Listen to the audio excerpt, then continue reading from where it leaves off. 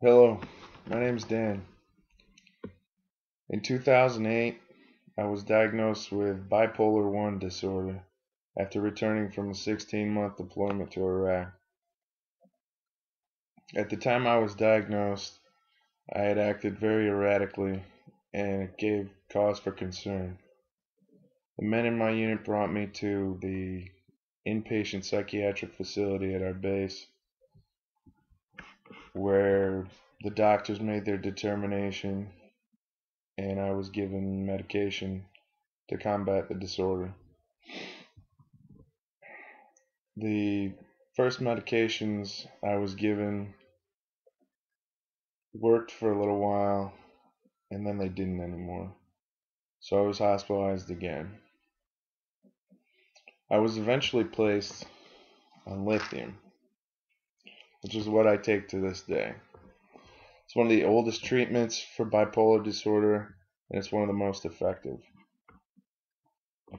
I've also been given risperidone, which is a strong antipsychotic, which I take occasionally to quell manic and hypomanic symptoms.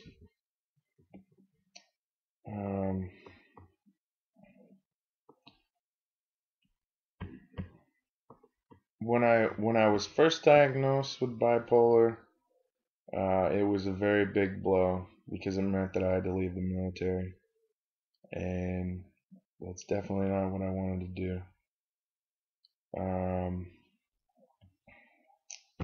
I got to a point while I was still in that I stopped taking the medication. I thought that I could handle it without it, and I really wanted to stay in. I read up on bipolar later on and found out that's a pretty common reaction to finding out that you have the disorder.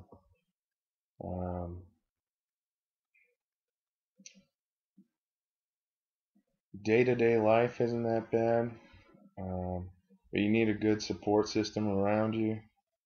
You definitely need family and friends just to keep an eye on you and let you know if you're acting crazy or out of line. Because when you start going manic, you can't really tell what you're doing, and you don't really have any control. And on the other side of the coin, there's the depression that follows mania.